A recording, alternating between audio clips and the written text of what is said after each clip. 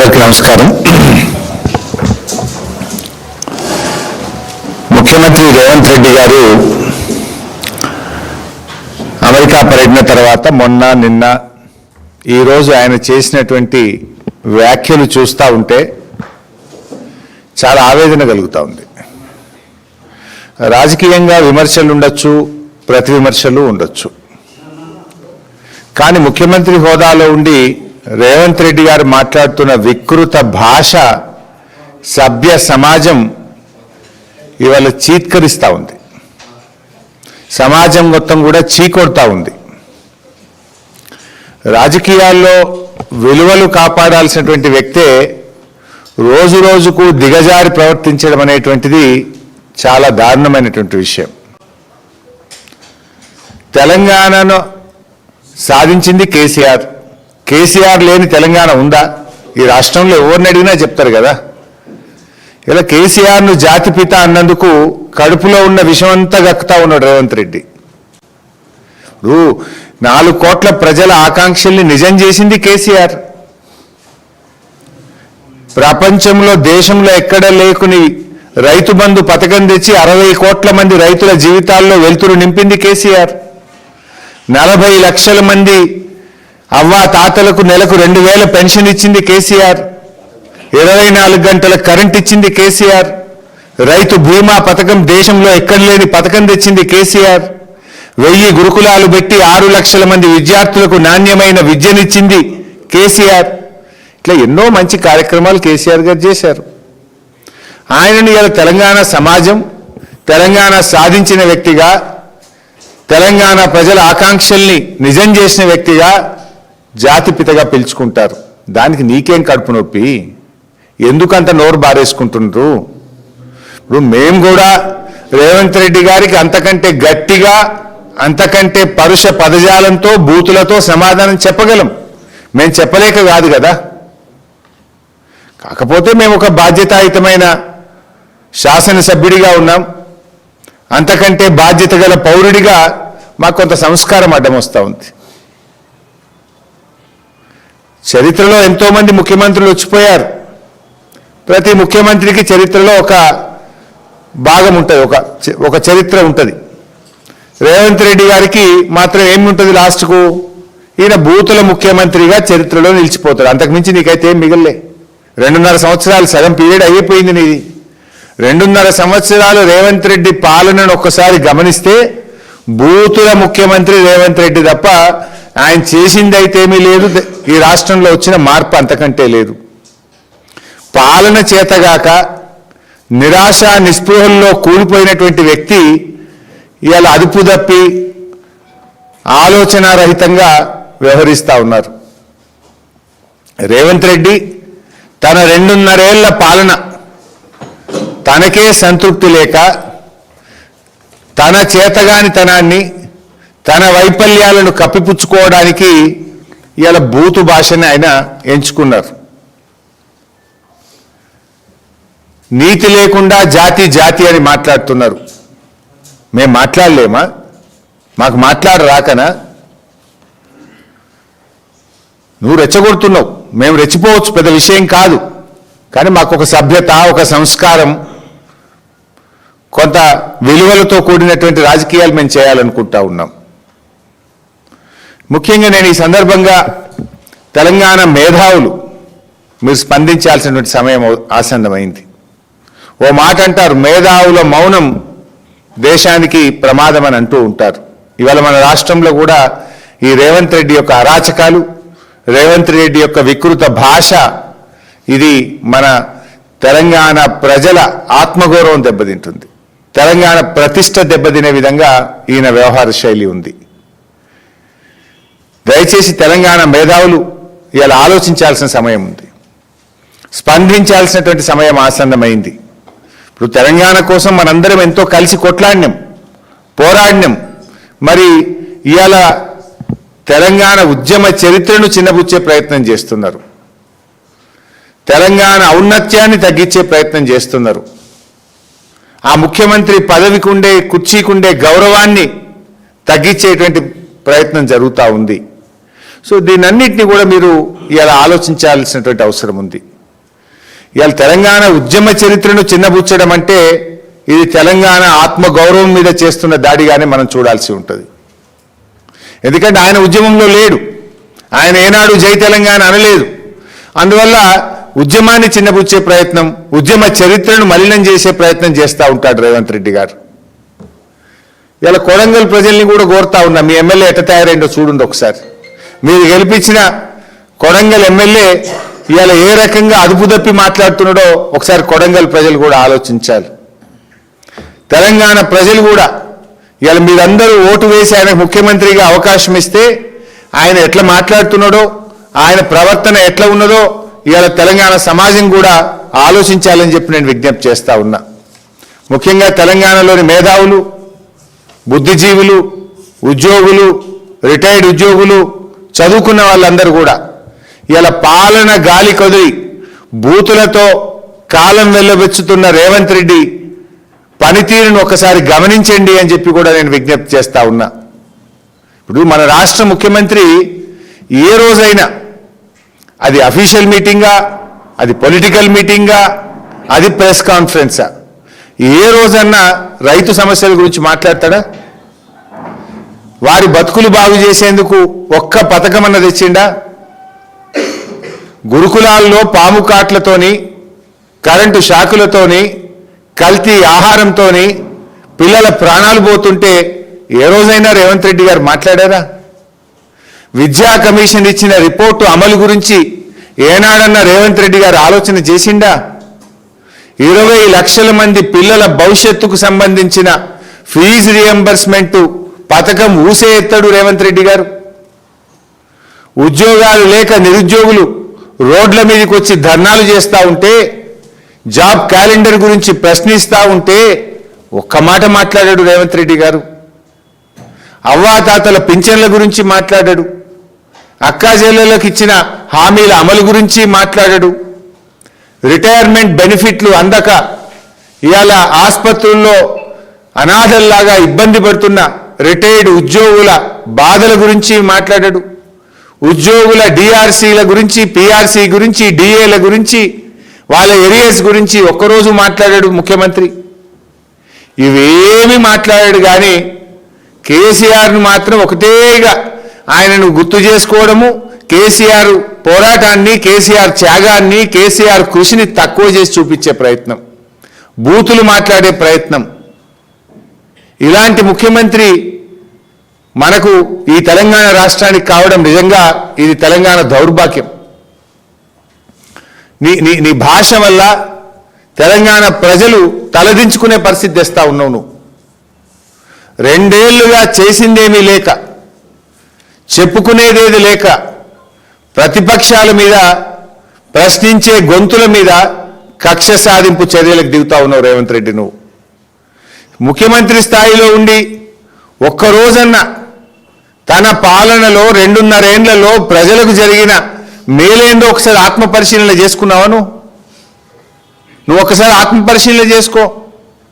కేసీఆర్ గారి పేరు పలకకుండా రేవంత్ రెడ్డి మాట్లాడలేకపోతుండు. ఇది రాజకీయంగా దివాలా కోరుతనం, అన్ని అబద్ధాలే. ఇప్పుడు ఉదాహరణకు నిన్న నల్లగొండ మిర్యాలగూడలో మాట్లాడుతూ బీఆర్ఎస్ పాలనలో ఎస్ఎల్బీసీ ప్రాజెక్టు 1 కిలోమీటర్ కూడా అవ్వలేదు అన్నాడు, తట్టెడు మట్టి కూడా ఎత్తలేదు అని మాట్లాడి నిన్న. అసలు ముఖ్యమంత్రివా నువ్వేమన్నా ఏమంటారు స్ట్రీట్లో ఉండే గల్లీ నాయకుల్లాగా మాట్లాడతావు? ఇంత పచ్చి అబద్ధాలు. గల్లీ నాయకులు కూడా చాలా బాగా మాట్లాడుతున్నారు ఈ రోజుల్లో, విలువలతో మాట్లాడుతున్నారు, బాధ్యతతో మాట్లాడుతున్నారు. అసలు నీకు పదమే దొరకలేదు, నాకు నీకేం పేరు పెట్టాలను. ఇప్పుడు 2014 నుంచి 2023 వరకు అందులో 2 ఏళ్ళు కరోనా వల్ల పనులు ఆగిపోయినాయి.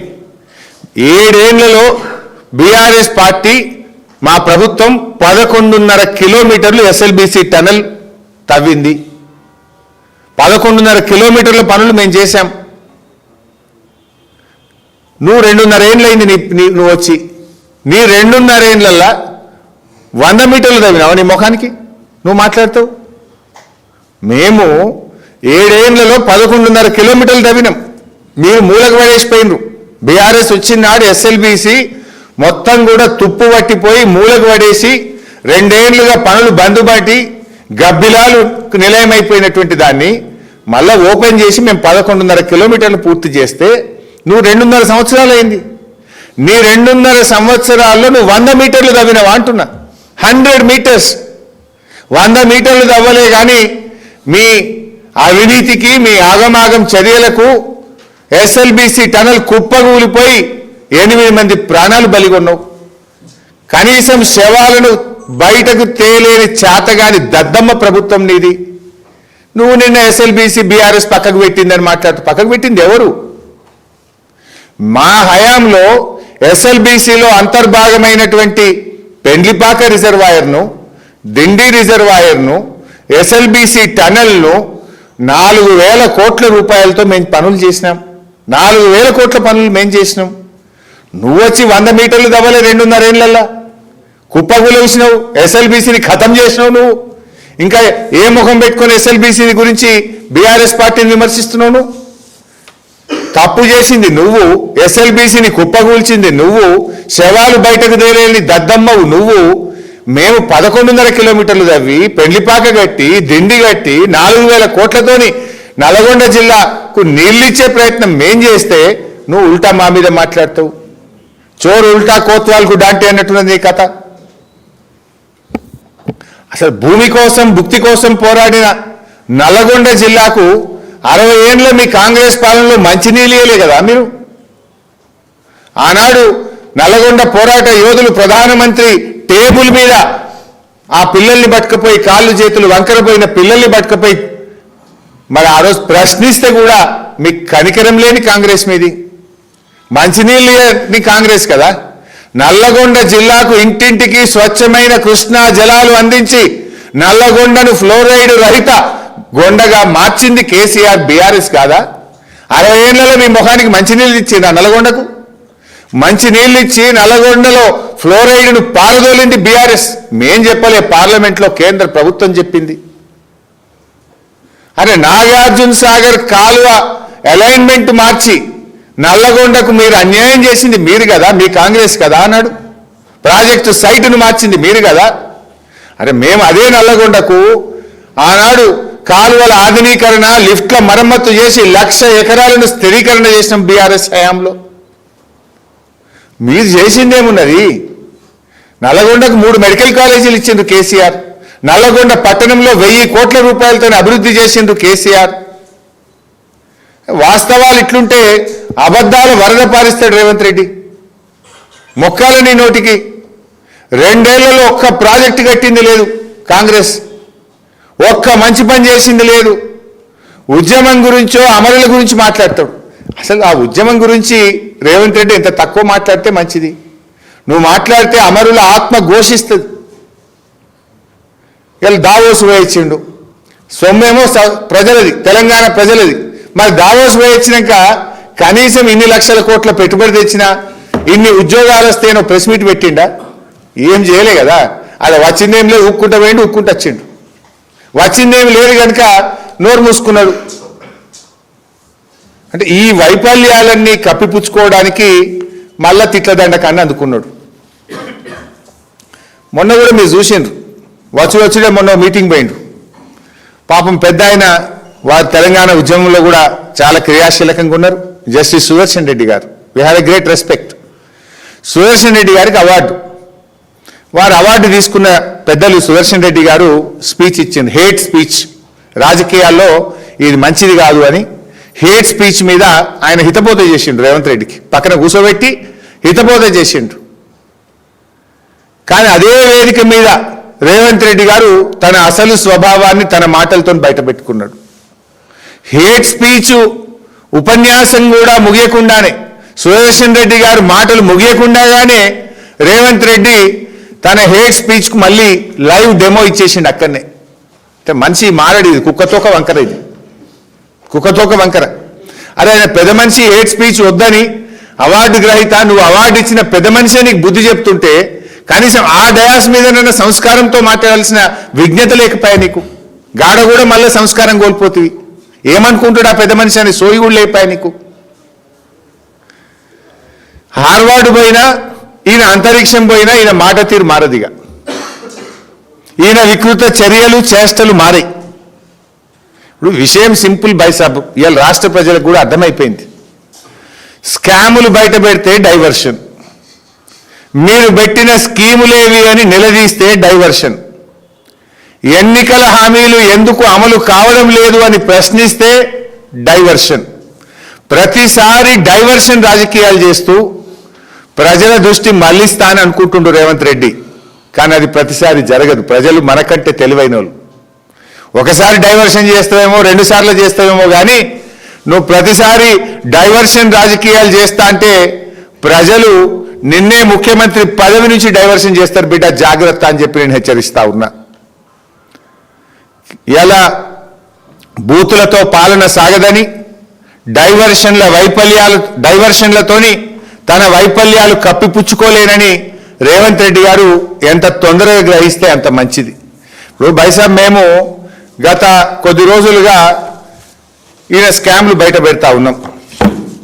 రేవంత్ రెడ్డి స్కామ్లు, జాబ్ క్యాలెండర్ లేదు కానీ స్కామ్ క్యాలెండర్ మాత్రం ఇచ్చిండు రేవంత్ రెడ్డి.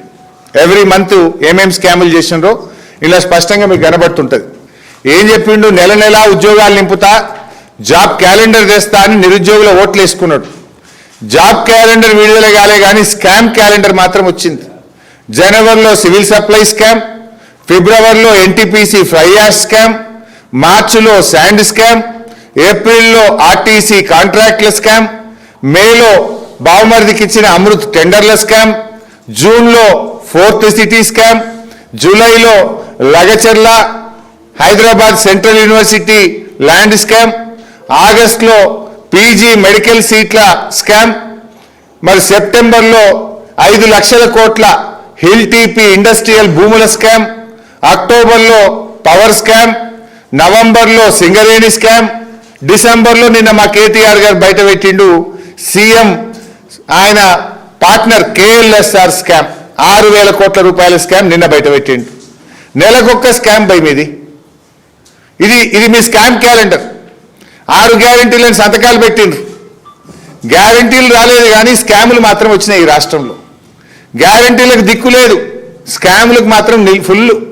గ్యారంటీలు నిల్లు, స్కాములు ఫుల్. ఇది మీ పాలన. ఇవాళ రేవంత్ రెడ్డి గారు మాట్లాడితే అబద్ధాలు. ఇవాళ కూడా కరీంనగర్ పోయిండు. ఏం మాట్లాడినావు కరీంనగర్లా? బీఆర్ఎస్ ఇంటికో ఉద్యోగం ఇవ్వలేదట. మేము చెప్పినా మా ఇంటికో ఉద్యోగం ఇస్తామని కన్నా మా ఎలక్షన్ మేనిఫెస్టోలో ఉందా? మా హామీ ఉందా? ఎందుకు ఈ అబద్ధాలు మాట్లాడుతావు? ఎంతకాలం ఈ చిల్లర డైలాగులు కొడతావు? ఇవాళ దిగిపోండి అని మేము అంటున్నామట. కేసీఆర్ గారు ఏమన్నారు మొన్న పబ్లిక్ మీటింగ్లో చెప్పిండు, 5 ఏళ్ళు చల్లగుంటేనే మళ్ళీ కాంగ్రెస్ ఇత్తనం మొలవదురా నాయన, నువ్వే ఉండాలి 5 ఏళ్ళు అన్నాడు. బీఆర్ఎస్ నేను దిగిపోమన్నదా? నీ 6 గ్యారంటీలు అమలు చేయమంటుంది బీఆర్ఎస్. నీ 420 హామీలు అమలు చేయమంటుంది బీఆర్ఎస్. నువ్వు మొదటి ఏడాదిలోనే 2 లక్షల ఉద్యోగాలు ఇస్తా అన్నావు, ఎప్పుడు ఇస్తావు అని అడుగుతున్నది బీఆర్ఎస్. ఇవాళ ఇది ఇంకా మాట్లాడుతుండి. అలా లేలే మేము ఫ్రీ కరెంట్ మేమే ఇచ్చినామట. కాంగ్రెస్ పేటెంట్ అట. ఏమైందో తెలియదా మీ ఫ్రీ కరెంటు? ఉచిత కరెంటును ఉత్త కరెంటు చేసిందే కాంగ్రెస్. పొద్దున్న దాకా 2 గంటలు, పొద్దుకి 3 గంటలు, 5 గంటల కరెంటే ఉండే. అది ఉచిత కరెంటు కాదు, ఉత్త కరెంట్ అయిందని రైతులు లబోదిబోమన్నారు. ఇలా 24 గంటల కరెంటుకు పేటెంట్ కేసీఆర్. బీఆర్ఎస్ పార్టీ పోదంపా, ఏ ఊళ్ళో పోదాం? మళ్ళీ నువ్వు వచ్చినావు 24 గంటలు పోయి ఇప్పుడు 12-13 గంటలు కూడా వస్తలేదు. మెల్లగా కోతలు పెడుతున్నావు. ఇప్పుడు మొదటి ఏడాది 18 ఇచ్చినావు, 2వ ఏడాది 16 ఇచ్చినావు, ఇప్పుడు 3వ ఏడాది అడుగు పెట్టినావు 12 గంటలకు తగ్గింది. ఇప్పుడు ఏ ఊళ్ళో పోయినా చెప్తారు రైతులకు ఎన్ని గంటల కరెంట్ వస్తుందంటే సాయంత్రం 4-4:30 పోతుంది, పొద్దుగాల 4-4:30 వస్తుంది. 12 గంటలకు వచ్చింది. ఉచిత కరెంటు ఉత్త కరెంటు చేసినావు నువ్వు. ఇవాళ ఆనాడు ఉత్త కరెంటు చేసింది కాంగ్రెసే, ఇవాళ ఉచిత కరెంటు కోతలు పెట్టింది రేవంత్ రెడ్డి కాంగ్రెసే. 24 గంటల కరెంట్ ఇచ్చి నా మోటార్లు కాలకుండా కరెంట్ ఇచ్చింది కేసీఆర్. కానీ ఇలా ఆయన మాట్లాడుతుండే మేమే కరెంట్ ఇచ్చినామట. నవ్వుతారు. నీ మాటలు విన్న రైతులు ఏమనుకుంటారు నిన్ను? ఇలా ఆరోగ్యశ్రీ గురించి మాట్లాడినావు. ఆరోగ్యశ్రీ బకాయిలు ఆగబెట్టిందే నువ్వు కదా. మేము 2 లక్షలు ఉన్న ఆరోగ్యశ్రీని 5 లక్షలకు పెంచినాం. ఆసుపత్రులు పెంచినాం మేము, ట్రీట్మెంట్లు పెంచినాం మేము. కానీ ఇవాళ నువ్వు వచ్చినాక వైద్యం అందుతలేదు, పేదలు గోసపడుతున్నారు, ఆసుపత్రులు మేము వైద్యం అందించము, బాయ్కాట్ చేస్తాం ఆరోగ్యశ్రీ అని చెప్పి నీకు నోటీసులు ఇస్తున్నా కూడా నీకు చీమ కుట్టినటువంటి పరిస్థితి లేదు. అయినా ఇలా రుణమాఫీ గురించి మాట్లాడిన రేవంత్ రెడ్డి దేవుళ్ళ మీద ఒట్టు పెట్టి, అదే వెమలవాడ రాజన్న మీద ఒట్టు పెట్టినావు కదా, కాళేశ్వరంలో శివుని మీద ఒట్టు పెట్టి మాట తప్పిన రేవంత్ రెడ్డి ఇంకా సిగ్గు లేకుండా రుణమాఫీ చేసినామని మాట్లాడుతున్నాడు. పోదామా? ఏ ఊరికి పోదాం? కరీంనగర్ జిల్లాలో అదే చొప్పదండిలా గుండి పోదామా? గోపాలరావుపేటకు పోదామా? ఏ ఊరికి పోదామో చెప్పు రేవంత్ రెడ్డి. ఏ ఊళ్ళోనన్నా ఈరోజు పూర్తిగా రుణమాఫీ అయిందా? నీ కొడంగల్ పోదామా చెప్పు. నిస్సిగ్గుగా రైతు రుణమాఫీ చేసినా అని ఇలా చొప్పదండిలో మాట్లాడుతూ ఉన్నావు. నువ్వు రుణమాఫీ ఎగ్గొట్టినవు, 2 సార్లు రైతు భరోసా ఎగ్గొట్టినవు, పోయిన యాసంగిలో బోనస్ ఎగ్గొట్టినవు, ఈ యాసంగిలో కూడా ఈ వానకాలంలో కూడా ఇప్పటిదాకా బోనస్ పైసలు ఇంకా వచ్చినటువంటి పరిస్థితి లేదు. ఇవాళ రేవంత్ రెడ్డి ఆయన కుర్చీని కాపాడుకోవడం కోసం బీజేపీతో చీకటి ఒప్పందం పెట్టుకున్నాడు. ఇవాళ రేవంత్ రెడ్డి కాంగ్రెస్ ఇవాళ బీజేపీతోని చీకటి ఒప్పందం, బడే బై చోటే బైల బంధం అయిపోయింది. అందుకే రేవంత్ రెడ్డి ఆయన మహబూబ్ నగర్ పార్లమెంటును ఆయన ఎక్కడైతే ఎమ్మెల్యే ఉన్నాడో ముఖ్యమంత్రి గారే ఆ ఎంపీ సీటును ఇవాళ డీకే అరుణ గారిని గెలిపించి అప్పచెప్పిండు. నీ సీట్ ఓడుతుందా? ఎక్కడన్నా ముఖ్యమంత్రి ఎమ్మెల్యేగా ఉన్న ఎంపీ సీట్ ఓడుతుందా? నువ్వే బీజేపీకి బహుమానంగా ఇచ్చినావు. ఎందుకంటే ప్రధానమంత్రి గారు వచ్చి ఆర్ఆర్ ట్యాక్స్ అన్నాడు. ఎక్కడ ప్రధానమంత్రి నా మీద పడతాడో అని మహబూబ్ నగర్ ఎంపీ సీటును బీజేపీకి బహుమానంగా నువ్విచ్చినావు కదా రేవంత్ రెడ్డి. నీ కొడంగల్లోనే మెజార్టీ తగ్గింది కదా, నువ్వు ముఖ్యమంత్రిగా వచ్చిన మెజార్టీ ఎంపీ ఎన్నికల్లో ఎందుకు ఇవ్వలేదు? నువ్వు నీ మెజార్టీ ఎందుకు తగ్గింది? ఇవాళ మేము బీజేపీని కూడా అడగదలుచుకున్నాం. మీరేమో ప్రధానమంత్రి వచ్చి ఆర్ఆర్ ట్యాక్స్ అంటాడు, నిన్న బీజేపీ జాతీయ అధ్యక్షుడు వచ్చి ఆర్ఆర్ ట్యాక్స్ అంటాడు. అనుడేగానే ఏమైనా శేషుడు ఉందా లేదా? స్కాముల మీద స్కాములు, మొత్తం స్కాములు బీఆర్ఎస్ పార్టీ బయట పెడుతుంటే ఎందుకు ఇవాళ కేంద్ర ప్రభుత్వం స్పందించడం లేదు? పొద్దున్న దాకా తిట్టుకుంటున్నారు, పొద్దుకి అలాయి బలాయి చేసుకుంటున్నారు. ఇవాళ రేవంత్ రెడ్డి మరియు బీజేపీ మధ్య చీకటి ఒప్పందం రాష్ట్ర ప్రజలకు అర్థం కాలేదా? పొంగులేటి శ్రీనివాసరెడ్డి ఇంటి మీద ఈడీ రైడ్ అవుతుంది, ఇవాళటి వరకు ఏడాదైనా బయటకు రాదు. ఎందుకు గాయబైపోయింది ఒకటేసారి? ఈడీ రైడ్లో ఏం దొరికినాయో ఈడీ ఇంతవరకు కేసు ఎందుకు నమోదు చేయదు, విషయాలు ఎందుకు బయట పెట్టదు? ఉప ముఖ్యమంత్రి బట్టి విక్రమార్క ఇంటి మీద ఐటీ రైడ్ అవుతుంది, ఏం విషయాలు బయటకు రావు, అంతా గప్చు. ఆర్ఆర్ ట్యాక్స్ సెంటర్ ఏమి బయటకు రాదు. ఇవన్నీ కాంగ్రెస్ మరియు బీజేపీల మధ్య చీకటి ఒప్పందాలు బయట పెడతా ఉన్నారు. చాలా స్పష్టంగా ఇలా ప్రజలకు అర్థమైంది. అదానికి రెడ్ కార్పెట్ వేసింది ఎవరు? కేసీఆర్ గారున్న 9.5 ఏళ్లలో అదాని వచ్చిండి, అడుగు పెట్టిండా? అదాని ఎవరో ఈ దేశ ప్రజలకు, ఈ రాష్ట్ర ప్రజలకు తెలియదా? ఇవాళ కూడా అదాని పైప్ పంపుడ్ ఇరిగేషన్ ప్రాజెక్టులకి ప్రపోజల్స్ ఇస్తే అవి ఇరిగేషన్ మరియు విద్యుత్ శాఖలో ఇప్పుడు యాక్టివ్ కన్సిడరేషన్లో ఉన్నాయి. అదానికి రెడ్ కార్పెట్ వేసింది నువ్వు. బీజేపీతోని ఇలా నువ్వు కదా అంటగాగుతున్నది. నువ్వే చెప్పినావు కదా మీ కేంద్రంతో మంచుకుంటామన్నావు కదా. ఆయన ఇప్పుడు ఆయన రాహుల్ గాంధీని తిడుతుండా, బీఆర్ఎస్ని తిడుతుండా కూడా నాకు అర్థం కాదు. ఎందుకంటే 8 ఎంపీలలో ఒక్కటి రాలేదు, సన్నాసులు వీళ్ళు శాతగాని వాళ్ళు. మరి రాహుల్ గాంధీ ఒక్క ఎమ్మెల్యే గెలవలే. మొన్న బాంబేలో జరిగిన అదేమంటాం కార్పొరేషన్ ఎన్నికల్లో ఒకటే వచ్చింది కాంగ్రెస్కు. మరి రాహుల్ గాంధీని సన్యాసి అంటున్నావాను? ఢిల్లీలో జరిగిన ఎమ్మెల్యే ఎన్నికల్లో కాంగ్రెస్ నామరూపాలు లేకుండా పోయింది, గుజరాత్లో కాంగ్రెస్ నామరూపాలు లేకుండా పోయింది, హర్యానాలో పొట్టు అయిపోయింది, మహారాష్ట్రలో పొట్టు అయిపోయిండ్రు. మరి రాహుల్ గాంధీని సన్యాసి అంటున్నావు ఏంది? 5-6 రాష్ట్రాల్లో కాంగ్రెస్ పార్టీ ఖాతా తెరవలే. మరి ఇప్పుడు రాహుల్ గాంధీ సన్యాస? నువ్వు ఎవరిని తిడుతున్నావు? నీ కోపం ఎవరి మీద నాకైతే అర్థమవుతలేదు. బీఆర్ఎస్ని తిడుతున్నావా, రాహుల్ గాంధీని తిడుతున్నావా?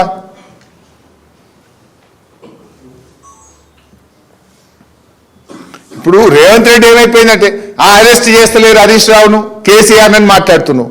నీకేమైపోయిందంటే దొంగ బుద్ధి నీది. దొంగ నోట్లతోని పట్టబగలు దొరికిపోయి అరెస్ట్ అయ్యి జైల్లో పడ్డావు. నువ్వు నీకంటిన బురద అందరికి అంటాలని కోరుకుంటున్నావు. నేను పట్టబగలు దొరికిపోయి అరెస్ట్ అయిపోయినా వీళ్ళని కూడా ఏదన్నా కేసులు ఇరికియాలి, ఎన్ననన్నా అరెస్ట్ చేయాలి, నాకంటిన మలినం వీళ్ళకింత అంటియాలి అని తహతహలాడుతున్నావు. నీకు పాలన మీద లేదు. ఎంతసేపు పగ ప్రతీకారంతో నువ్వు ఈరోజు మాట్లాడుతూ ఉన్నావు. ఉద్యోగాల గురించి అదే పచ్చి అబద్ధం. నువ్వు 70,000 ఉద్యోగాలు ఇచ్చినావు. నువ్వు నోటిఫికేషన్ ఇచ్చినావు వాటికి, నువ్వు పరీక్ష పెట్టినావా వాటికి, రిజల్ట్ ఇచ్చినావా నువ్వు వాటికి, ఫిజికల్ టెస్ట్ చేసినావా నువ్వు వాటికి? వెనకటికి ఎవరో వంట వండి వడ్డించే సమయానికి వచ్చి గంట తిప్పి నేనే వండినా అన్నాడట. అట్లున్నది నువ్వు ఉద్యోగాలు ఇచ్చిన సంగతి. ఏమైనా నీ 2 లక్షల ఉద్యోగాలు? మొదటి ఏడాదే 2 లక్షల ఉద్యోగాలు ఇస్తానని నువ్వు నీ రాహుల్ గాంధీ పోయి అశోక్ నగర్ సెంట్రల్ లైబ్రరీ మెట్ల మీద కూర్చున్నా ఇచ్చిన మాట ఏంది అని అడుగుతా ఉన్నా. కేసీఆర్ గారు నోటిఫికేషన్ ఇచ్చి పరీక్ష పెట్టి ఫలితాలు ఇచ్చిన వాటి కాయిదాలు పంచి నేను ఇచ్చిన అంటే నిరుద్యోగ యువకులు నమ్మడానికి సిద్ధంగా లేరు. నీ నిరుద్యోగ భూతేమైంది? అన్ని అబద్ధాలే మాట్లాడండి. కరీంనగర్లో రైతు భరోసా ఇచ్చిన అంటాడు, 2 సార్లు ఎగబెట్టినాను ఎందుకో చెప్పవైతివి. బోనస్ ఇచ్చిన అంటివి, పోయిన యాసంగి ఎగబెట్టినాను ఎందుకో చెప్పవైతివి. ఎగబెట్టినావు కదా. 4,000 పింఛన్ ఇస్తా అని మోసం చేసినా అని ఎందుకో చెప్పకపోతివి. ఇప్పుడు కాళేశ్వరం మీద కూడా తప్పుడు కూతలు కూసిండు. పార్లమెంట్లో మొన్న ఎకనామిక్ సర్వే రిపోర్ట్ ఏం చెప్పింది? మిషన్ కాకతీయ వల్ల, కాళేశ్వరం వల్ల తెలంగాణ రైస్ బౌల్ అయింది, అద్భుతమైన పంటలు పండినాయి అని చెప్పిండ్రు. ఇప్పుడు రా సిద్దిపేట పోదప్ప, కాలువలలో నీళ్లు వాడతలేవా? వేల లక్షల ఎకరాల్లో కాళేశ్వరం కింద పంటలు సాగైతలేవా? చూద్దాం పని. ఎప్పుడు వస్తావో రా, చూపిస్తుందా? అవి కాళేశ్వరం నీళ్ళు కాకపోతే ఏం నీళ్ళు అవి? లక్షల ఎకరాల్లో పంటలేదా పంట అక్కడ? ఇలా అన్ని అబద్ధాలు. ముఖ్యంగా ఈయనట బాగా చెమటోడ్చి రక్తం మొత్తం ఇక కష్టపడ్డాడట, ప్రాజెక్టులు కట్టిండట. దేశంలో అత్యధిక వరి పంట పండుతుంది అంటుండు. నువ్వు కొత్తగా చెప్పేది ఏం లేదు. 2021-22 సంవత్సరంలోనే భారతదేశంలో అత్యధిక వరి పంట పండిస్తున్న రాష్ట్రంగా కేసీఆర్ తెలంగాణను తీర్చిదిద్దిండు 2021-22లో. తన 5-6 ఏళ్ల కృషి, మిషన్ కాకతీయ కానీ, పెండింగ్ ప్రాజెక్టులు పూర్తి చేయడం కానీ, కొత్త ప్రాజెక్టుల నిర్మాణంతో రైస్ బౌల్ ఆఫ్ ఇండియాగా తెలంగాణను మార్చింది కేసీఆర్. 2021-22లోనే రికార్డ్ చేసినాం. ఇవాళ నువ్వు చెప్పుకుంటున్నావు కేసీఆర్ చేసిన ఘనతను నువ్వు చెప్పుకుంటున్నావు. అసలు నువ్వు చేసిన రైతు బంధు కేసీఆర్ పథకమే, దాన్ని నువ్వు 2 సార్లు ఎగ్గొట్టినావు. రైతు బీమా కేసీఆర్ పథకమే, దాన్ని ఇలా నువ్వు చొప్పదండి మీటింగ్లో చెప్పుకున్నావు. 70,000 ఉద్యోగాలు కేసీఆర్ నోటిఫికేషన్ ఇచ్చినాయి, దాన్ని నీ ఘనతగా ఇలా చొప్పదండి మీటింగ్లో చెప్పుకున్నావు. రైస్ బౌల్ ఆఫ్ ఇండియాగా చేసింది కేసీఆర్ గారే, అది నీ ఘనతగా ఇలా చొప్పదండి మీటింగ్లో చెప్పుకున్నావు. ఇంకో పచ్చి అబద్ధం మాట్లాడి ఇవాళ 25,000 కోట్ల వడ్డీ లేని రుణం ఇచ్చినా అన్నావు. నేను ఛాలెంజ్ చేస్తున్నా, ఇచ్చిన 25,000 కోట్ల వడ్డీ లేని రుణం మాట్లాడదామా? అసెంబ్లీలో మాట్లాడదామా? మీడియా ప్రెస్ క్లబ్ సోమాజిగూడలో మాట్లాడదామా? ఎక్కడ మాట్లాడదామో చెప్పు. అదే కేసీఆర్ గారు ఇచ్చిన, మా ప్రభుత్వం ప్రవేశపెట్టిన 5 లక్షల రూపాయలకే వడ్డీ లేని రుణం వస్తున్నది. కానీ చెప్పుడేం చెప్పిండు చెప్పదండిలా 25,000 కోట్లకు వడ్డీ లేని రుణం ఇచ్చిన పచ్చి అబద్ధం. It's a joke. అన్ని అబద్ధాలు. రైతులు, విద్యార్థులు, నిరుద్యోగులు, మహిళలకంతా మేలు చేసిన అంటాడు. రైతులకు రైతు బంధు ఎగ్గొట్టినావు, బోనస్ ఎగ్గొట్టినావు, పంటల బీమా ఎగ్గొట్టినావు, రుణమాఫీ ఎగ్గొట్టి రైతులు మోసం చేసినావు. విద్యార్థులు 2.5 ఏళ్లలో ₹1 ఫీజు రియంబర్స్మెంట్ ఇవ్వకుండా కేసీఆర్ గారు 19,500 కోట్లు ఫీజు రియంబర్స్మెంట్ ఇచ్చి పిల్లల్ని ఎస్సీ, ఎస్టీ, బీసీ పిల్లల్ని చదివిస్తే 2.5 ఏళ్లలో ₹2 ఇవ్వకుండా పిల్లల్ని ఆగం చేసినావు. నిరుద్యోగులు మొదటి ఏడాదిలో 2 లక్షల ఉద్యోగాలని మోసం, 4,000 నిరుద్యోగ భృతి అని మోసం, ఎగ్జామ్లకు ఫీజు లేదని చెప్పి మోసం చేసినావు. ఇక మహిళలు 2,500 మహాలక్ష్మిని మోసం పెడితివి. మహిళలకు వడ్డీ లేని రుణం 1,00,000 కోట్లు, 25,000 కోట్లని అట్లా మోసం చేస్తేవి. బతుకమ్మ చీరలు బంద్ చేస్తేవి, కేసీఆర్ కిట్టు బంద్ చేస్తేవి, న్యూట్రిషన్ కిట్టు బంద్ చేస్తేవి, మహిళల్ని మోసం చేస్తేవి. ఈయన చొప్పదంలో చెప్తాడు, నేను మహిళలకు చేసినా, నిరుద్యోగులకు చేసినా, ఉద్యోగులకు చేసినా, రైతులకు చేసినావు, మోసం చేసినావు. చేసింది ఏం లేదు కానీ మోసం అయితే చేసినావు బరాబర్. ఇంకా దీనికినా ఏదో పెద్దగా మాట్లాడతాడు.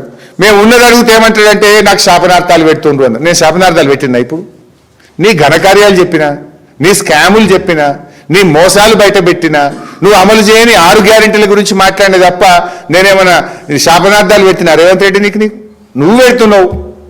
శాపనార్థాలు పెట్టుడు నీకు అలవాటు, మాకు అది లేదు. ఇప్పటికైనా బుద్ధిగా మెదులుకో. ఆ హార్వర్డ్ పోయి ఇచ్చినావు, కొంచెమన్నా సంస్కారంతో మాట్లాడు. నేను ఈయన మారుతాడని అయితే నాకు నమ్మకం లేదు. మరొక్కసారి తెలంగాణ మేధావులకు, బుద్ధిజీవులకు అందరూ కూడా ఇలా ఉద్యమంలో పాల్గొన్న ఉద్యమకారులు ప్రతి ఒక్కరు కూడా ఆలోచించాల్సిన సమయం వచ్చింది. ఇది మన రాష్ట్ర ప్రతిష్టకు సంబంధించింది, మన రాష్ట్ర గౌరవానికి సంబంధించింది, ఉద్యమకారుల ఆత్మగౌరవానికి సంబంధించింది. అటు ఉద్యమకారులను, పోరాటాన్ని, ఉద్యమాన్ని తక్కువ చేసి చూపే ప్రయత్నం చేస్తున్నాడు. ఈయన భాష వల్ల, ఈయన వ్యవహార శైలి వల్ల కూడా ఈ రాష్ట్రం యొక్క ప్రతిష్ట దెబ్బతింటుంది. దీన్ని రాష్ట్ర ప్రజలందరూ కూడా గమనించాలని, మున్సిపల్ ఎన్నికల్లో తగిన గుణపాఠం చెప్పాలని చెప్పి పిలుపునిస్తా ఉన్నాను. Thank you.